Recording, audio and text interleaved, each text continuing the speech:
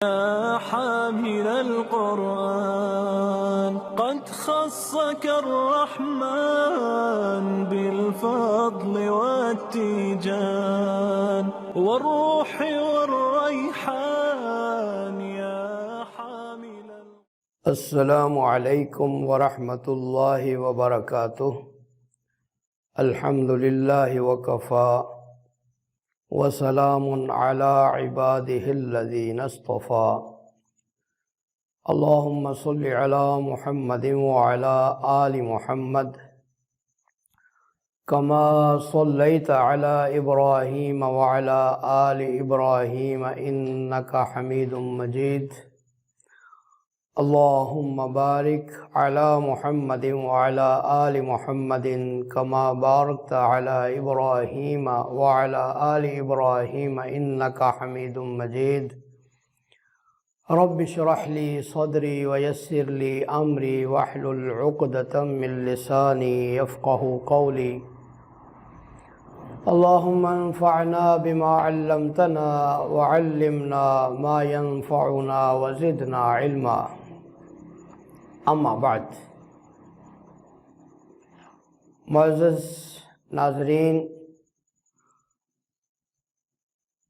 آج سے ہم اللہ کی توفیق کے ساتھ قرآن کریم کے مضامین کا خلاصہ اور تلخیص آپ کے سامنے پیش کر رہے ہیں. رمضان المبارک کی پاکیزہ ساعتوں میں یہ مہینہ، یہ مبارک مہینہ، اس کا قرآن کریم کے ساتھ گہرا تعلق ہے، جس میں قرآن کریم کا نزول ہوا. اور قرآن مجید جو کتاب ہدایت ہے، جس کو اللہ تعالیٰ نے تمام دنیا کے لیے اور قیامت تک کے لیے ہدایت بنا کے نازل فرمایا، تو اس مہینے میں اہل اسلام قرآن کریم کی تلاوت کرتے ہیں. نماز تراویح میں قرآن مجید کی تلاوت سنتے ہیں. تو نہایت مناسب ہے کہ ہم قرآن مجید کے مضامین کے ساتھ ساتھ تلاوت کے ساتھ ساتھ اس کے مضامین میں بھی غور و فکر کریں اور یہ دیکھیں کہ اللہ سبحانہ و تعالیٰ نے قرآن مجید میں ہماری ہدایت کے لیے کون کون سی باتیں ارشاد فرمائی ہیں. تو پہلے پارے میں سورۃ الفاتحہ سے قرآن پاک کا آغاز ہو رہا ہے، اور یہ سورہ الفاظ کے اعتبار سے، آیات کے اعتبار سے قرآن مجید کی ایک مختصر سی سورہ ہے، لیکن معانی اور مفاہیم کے اعتبار سے اور عظمت اور شان کے اعتبار سے یہ قرآن مجید کی بڑی ہی عظیم صورتوں میں سے ایک ہے، کہ جس کے بارے میں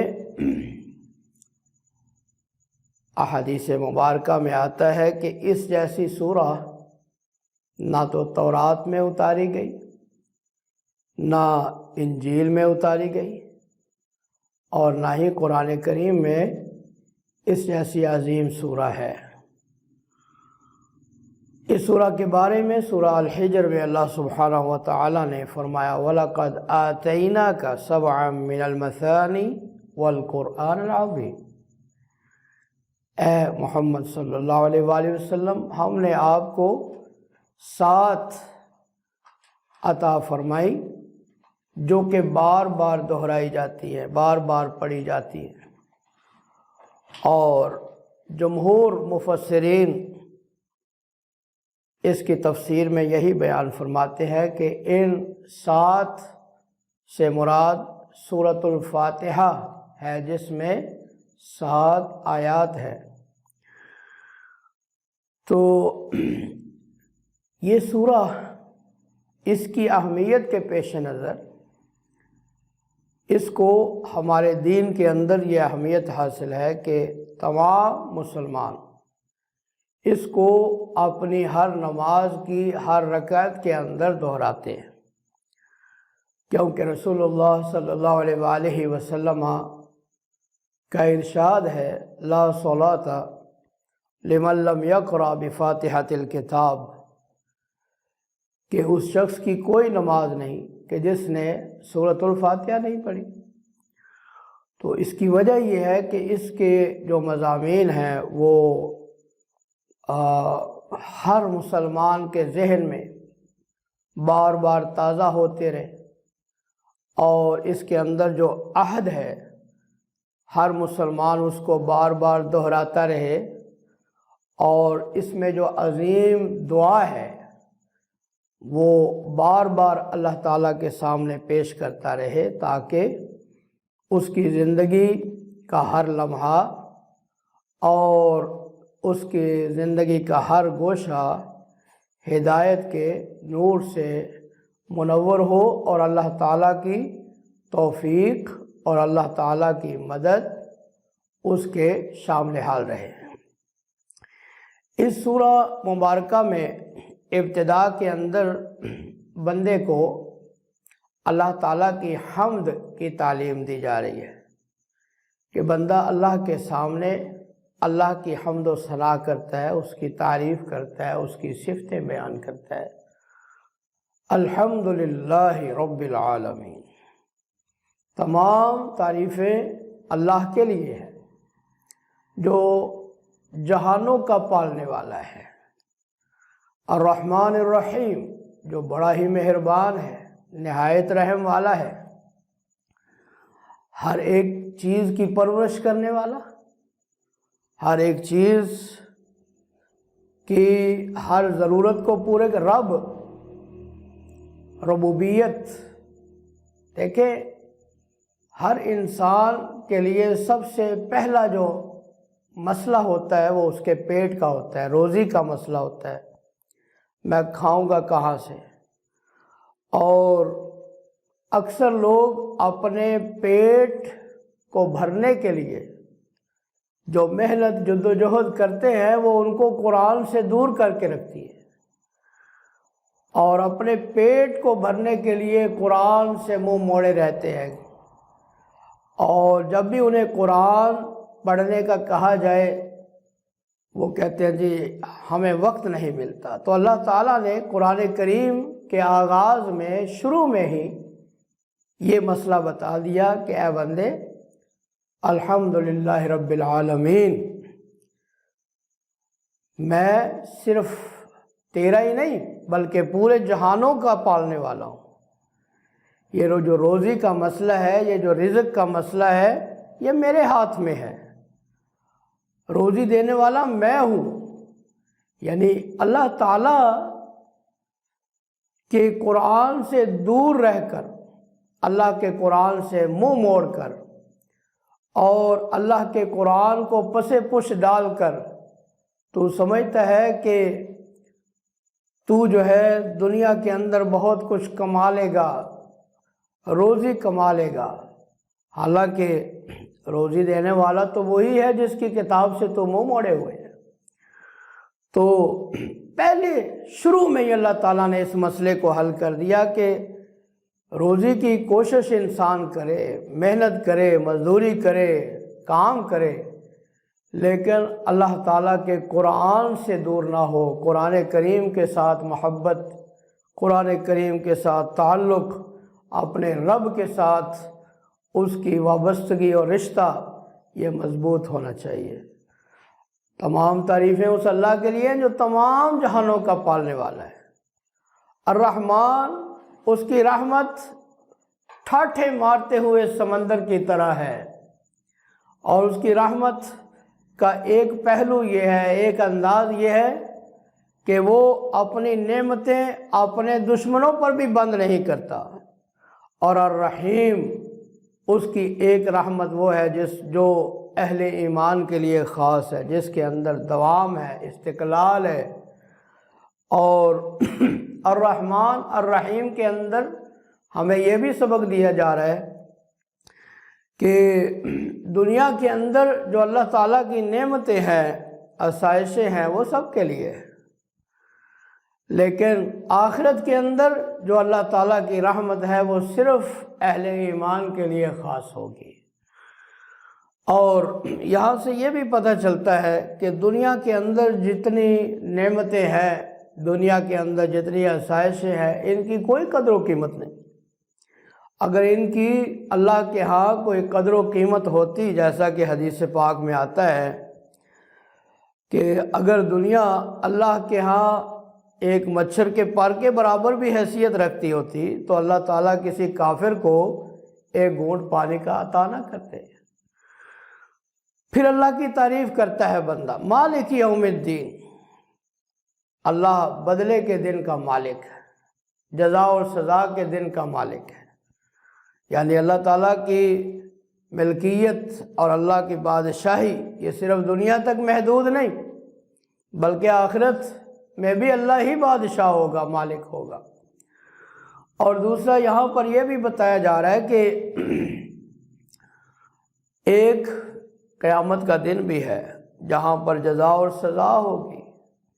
اس لیے ہمیں دنیا کے اندر سوچ سمجھ کر زندگی گزارنا چاہیے اور ہر قدم پھونک پھونک کر رکھنا چاہیے کہ روز قیامت اللہ سبحانہ و تعالیٰ کے سامنے ہمیں شرمندگی کا سامنا نہ کرنا پڑے۔ تو اب بندہ اللہ کی تعریف کرنے کے بعد براہ راست اللہ تعالیٰ کے سامنے اقرار کرتا ہے اور اللہ تعالیٰ کے سامنے عہد کرتا ہے، ایاک نعبد و ایاک نستعین، اے اللہ ہم تیری ہی عبادت کرتے ہیں اور عبادت کرتے رہیں گے۔ اور پھر اللہ سے مدد مانگتا ہے، کیونکہ عبادت بھی اس وقت تک نہیں ہو سکتی جب تک کہ اللہ کی توفیق شامل حال نہ ہو، جب تک اللہ تعالیٰ توفیق نہ دے، مدد نہ کرے، کیونکہ نیکی بھی اللہ کے توفیق سے کے ساتھ ہوتی ہے، اور گناہ سے اگر انسان بچتا ہے تو وہ اللہ کی توفیق کے ساتھ بچ۔ پھر اللہ سے مدد مانگو، ایاک نستعین، اللہ ہم تجھ ہی سے مدد مانگتے ہیں اور مانگتے رہیں گے۔ اور گویا اللہ تعالیٰ بندے سے پوچھتے ہیں، میرے بندے تجھے کیسی مدد چاہیے؟ پھر بندہ اللہ سے سوال کرتا ہے، اہدنا الصراط المستقیم، اللہ ہمیں صراط مستقیم، سیدھے راستے کی ہدایت دیے رکھنا، صراط مستقیم پر چلانا۔ اور صراط مستقیم کیا ہے؟ قرآن کریم کے مطالعے سے ہمیں پتہ چلتا ہے کہ صراط مستقیم اللہ تعالیٰ کے قرآن کے اتباع کا نام ہے، اور صراط مستقیم رسول اللہ صلی اللہ علیہ وآلہ وسلم کی اتباع کا نام ہے، اور صراط مستقیم اللہ تعالیٰ کی توحید کو اپنانے کا نام ہے۔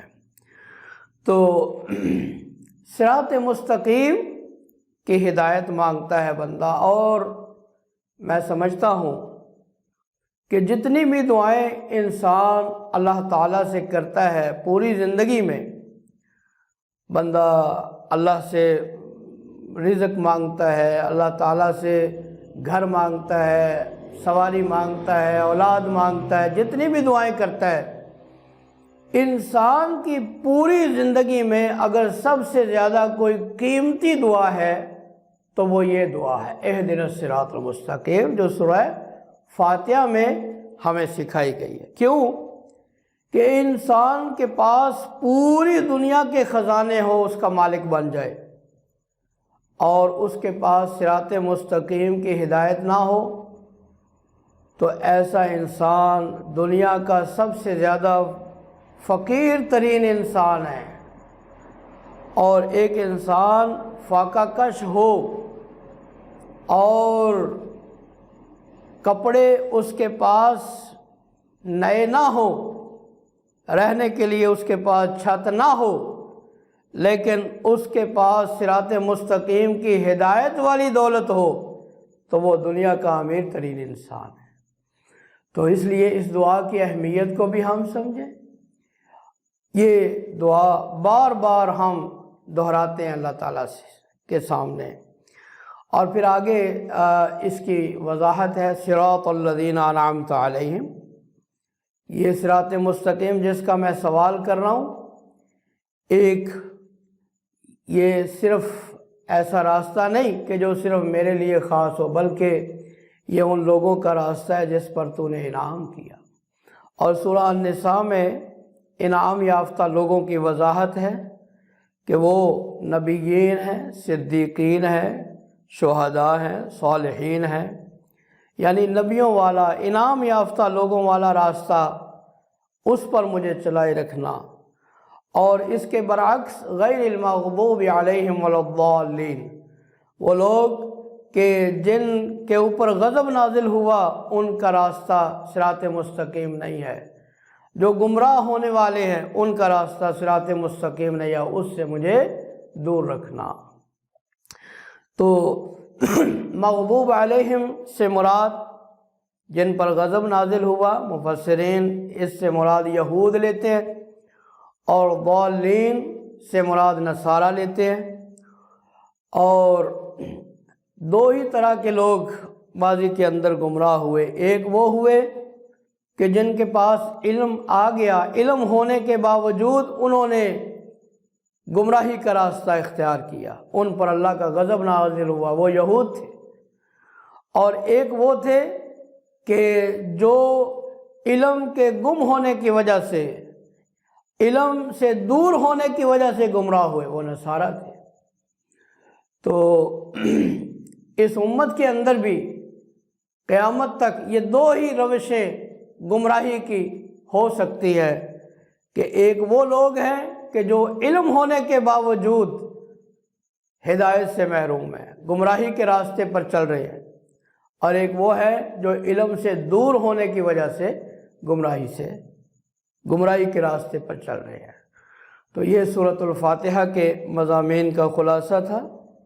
یہ سورہ اس کو پورے قرآن مجید کا خلاصہ اور اس کو ام القرآن بھی کہا جاتا ہے کہ قرآن کریم کے اندر جو مضامین مفصل بیان ہوئے ہیں، اس سورہ کے اندر اللہ تعالیٰ نے مختصر طور پر ان کی طرف اشارہ کر دیا ہے. عام طور پر 3 قسم کے مضامین قرآن مجید میں تفصیل سے بیان ہوئے.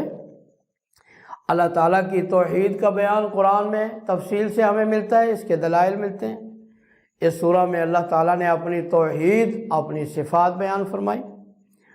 پھر قرآن مجید میں اللہ تعالیٰ نے آخرت کا موضوع تفصیل سے بیان کیا. اس سورہ میں اللہ نے اس کی طرف اشارہ فرمایا، مالک یوم الدین. اور اسی طرح قرآن مجید کے اندر اطاعت رسول، اتباع رسول صلی اللہ علیہ وسلم کا مضمون تفصیل سے ہے. اس سورہ میں اس کی طرف بھی اشارہ ہے، صراط الذین انعمت علیہم کے اندر. اس کے بعد سورہ البقرہ ہے. سورہ البقرہ قرآن مجید کی عظیم ترین سورتوں میں سے ہے. یہ سب سے زیادہ طویل سورہ ہے، اور اس کے متعلق رسول اللہ صلی اللہ علیہ وآلہ وسلم نے فرمایا کہ اس سورہ کو لینا یہ برکت ہے، اور اس کو چھوڑ دینا یہ حسرت ہے. اور پیارے پیغمبر علیہ السلام نے فرمایا کہ جادوگر لوگ جو ہے اس کے سامنے کی طاقت، اس کا سامنا نہیں کر سکتے اور اس کا مقابلہ نہیں کر سکتے. اور احادیث میں آتا ہے کہ شیطان اس گھر سے بھاگ جاتا ہے جس کے اندر سورہ البقرہ کی تلاوت کی جائے. تو یہ سورہ جو ہے بڑی عظیم سورہ ہے.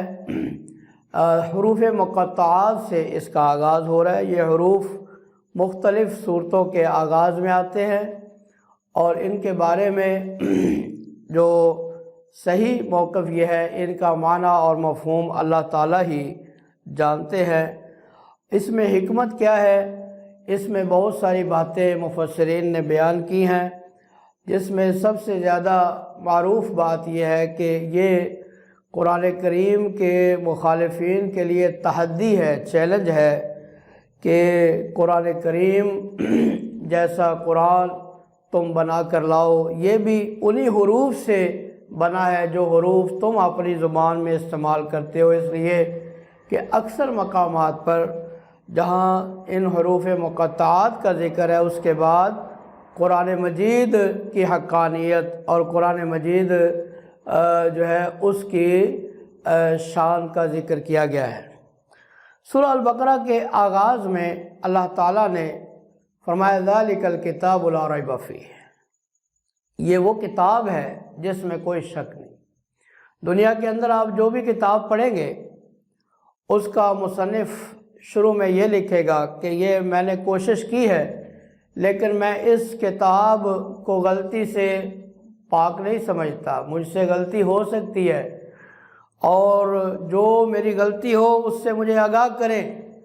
کائنات کے اندر صرف ایک کتاب ہے قرآن مجید جس کے سر ورق پر آپ کو یہ ملے گا ذالک الکتاب لا ریب فیہ، یہ کتاب ہر قسم کی غلطی سے، ہر قسم کی لغزش سے، خطا سے پاک ہے، شک و شبہ سے پاک ہے، اور یہی اس قرآن مجید کی حقانیت کی دلیل ہے۔ کیوں کہ یہ اللہ تعالیٰ کا کلام ہے، کسی بشر کا کلام نہیں ہے، تو قرآن مجید کی حقانیت کو بیان کیا جا رہا ہے تاکہ لوگ اس کی طرف متوجہ ہوں۔ پھر اس کے بعد سورہ بقرہ کے آغاز میں اللہ تعالیٰ نے انسانوں کے 3 گروہوں کا ذکر کیا، ایک وہ جو کامیاب ہونے والے ہیں، دوسرے وہ جو ناکام ہونے والے ہیں۔ کامیاب ہونے والے کون ہیں؟ متقین، ان کی چند صفات بیان کر دی، ایمان بالغیب ہے، اقامت صلاۃ ہے، اللہ کی راہ میں خرچ کرنا ہے اور آخرت پر یقین ہے، یہ چند صفات بیان فرما دی۔ دوسرے جو 2 گروہ ہیں، ایک کافر ہے اور ایک منافقین کا گروہ ہے، ان کو اللہ تعالیٰ نے بیان کیا۔ کفار کے گروہ کا تذکرہ بھی مختصر فرمایا کہ اللہ نے ان کے دلوں پر، ان کے کانوں پر مہر لگا دی، ان کے آنکھوں پر پردہ ہے، ان کے لیے عذاب ہے۔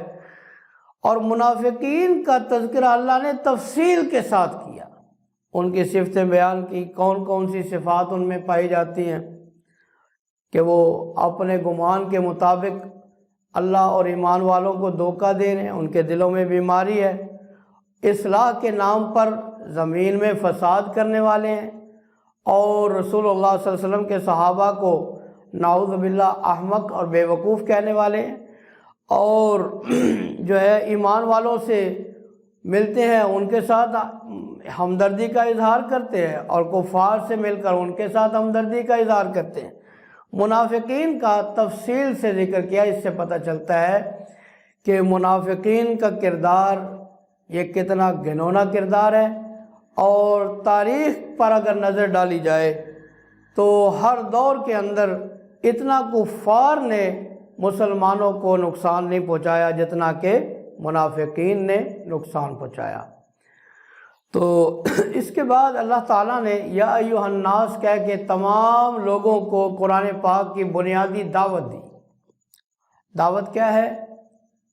ایک اللہ کی عبادت، اللہ کی توحید کی دعوت، اور دوسرے نبی رحمت جناب محمد الرسول اللہ صلی اللہ علیہ وآلہ وسلم کی رسالت اور ان کی نبوت کی دعوت، یعنی جو ہمارا کلمہ ہے لا الہ الا اللہ محمد الرسول اللہ، گویا اللہ تعالیٰ نے اس کی دعوت دی ہے یا ایھا الناس اعبدوا ربکم الذی خلقکم والذین من قبلکم لعلکم تتقون، لوگو اس رب کی عبادت کرو جس نے تمہیں پیدا کیا، اور پھر آگے شریک بنانے سے منع کیا، اور فرمایا کہ اگر تم اس شک میں ہو کہ جو ہم نے اپنے بندے محمد صلی اللہ علیہ وسلم پر نازل کیا اس میں کوئی شک ہے تمہیں، تو اس جیسی ایک سورہ بنا کے لے آؤ۔ تو گویا جیسے محمد صلی اللہ علیہ وسلم کی نبوت کا اقرار کروایا جا رہا ہے، اور قرآن کریم کو پیارے پیغمبر علیہ السلام کے نبوت کی دلیل کے طور پر پیش کیا جا رہا ہے، اور دوسرے جو ہے قرآن مجید کے مخالفین کو چیلنج کیا جا رہا ہے، کوئی صورت بنا کے لے آؤ اور اپنے جو تمہارے حمایتی ہیں ان کو بھی بلا کے لاؤ، تم بھی ادیب ہو، تم بھی اہل زبان ہو، قرآن مجید جیسی، اور فرمایا سورہ نکرہ ہے، سورہ کا لفظ یہاں پر نکرہ، کوئی بھی صورت ہو، چھوٹی سے چھوٹی صورت ہو، اور ساتھ ہی اللہ تعالیٰ نے فرمایا فَإِن لَمْ تَفْعَلُوا وَلَن تَفْعَلُوا، تم ہرگز ایسا نہیں کر سکو گے۔ یہ بڑا ہی بلیغ انداز ہے، قرآن کریم کا چیلنج کیا جا رہا ہے، اور آج تک کوئی بھی قرآن کریم کا منکر قرآن پاک کی کوئی صورت جیسی سورہ بنا کر نہیں لا سکا۔ اس کے بعد جنت اور جہنم کا ذکر ہے، پھر اس کے بعد آدم علیہ السلام کی تخلیق کا واقعہ بیان کیا جا رہا ہے کہ اللہ تعالیٰ نے انسان کو کس طرح زمین میں اپنا خلیفہ بنایا، آدم علیہ السلام کی تخلیق کیسے ہوئی، اور فرشتوں کا آگے سے سوال کرنا، پھر جواب، پھر اللہ تعالیٰ نے کس طرح آدم علیہ السلام کو اسماء کی تعلیم دی، علم سکھایا، اور فرشتوں سے آدم علیہ السلام کو سجدہ کروانا، پھر ابلیس کا انکار کرنا اور اس کا راندہ درگاہ، اس کا تفصیلی واقعہ جو ہے یہ سورۃ الاعراف میں اللہ تعالیٰ نے چاہا تو انشاءاللہ بیان کیا جائے گا۔ پھر اس کے بعد بنی اسرائیل کا ذکر ہے، یہود کا ذکر ہے تفصیل کے ساتھ، کیونکہ جب رسول اکرم صلی اللہ علیہ وآلہ وسلم مکہ مکرمہ میں تھے تو آپ کا سامنا زیادہ تر مشرکین عرب کے ساتھ تھا، اس لیے مکی صورتوں میں زیادہ تر ہمیں توحید کا بیان ملتا ہے، شرک کا رد ملتا ہے، مشرکین کے اعتراضات، ان کے شبہات کا رد ملتا ہے۔ تو جب آپ مدینہ تشریف لائے تو آپ کے مخاطبین میں اہل کتاب یہود و نصارہ شامل ہوئے۔ یہود جو جسے یہ مدینہ کے قریب اس کے نواح میں آباد تھے، تو سورہ بقرہ کے اندر یہود کے بارے میں بہت زیادہ تفصیل بیان کی گئی ہے۔ یا بنی اسرائیل، اللہ تعالیٰ نے یہود کو اپنی نعمتیں یاد دلائیں، اور اللہ تعالیٰ نے ان کی جو بے وفائی تھی اور بار بار اللہ تعالیٰ کی نافرمانی تھی، اللہ تعالیٰ نے اس کا تذکرہ فرمایا کہ کس طرح انہوں نے اللہ تعالیٰ کی بار بار نافرمانی کی، اللہ تعالیٰ نے ان پر کس طرح انعامات کی اور کون کون سی برائیاں ان کے اندر پائی جاتی تھی۔ تو یہاں سے انشاءاللہ ہم اگلے جو ہے وہ ایپیسوڈ کا آغاز کریں گے، اور ساتھ ہم انشاءاللہ دوسرے پارے کے مضامین کا خلاصہ بھی آپ کے سامنے پیش کریں گے۔ اللہ سبحانہ و تعالیٰ سے دعا ہے کہ رب العالمین ہمیں اس مبارک مہینے کے اندر قرآن کریم کے ساتھ محبت کرنے، اس کو سیکھنے اور عمل کرنے کی توفیق عطا فرمائے۔ وآخر دعوانا ان الحمدللہ رب العالمین۔ يا حامل القرآن قد خصك الرحمن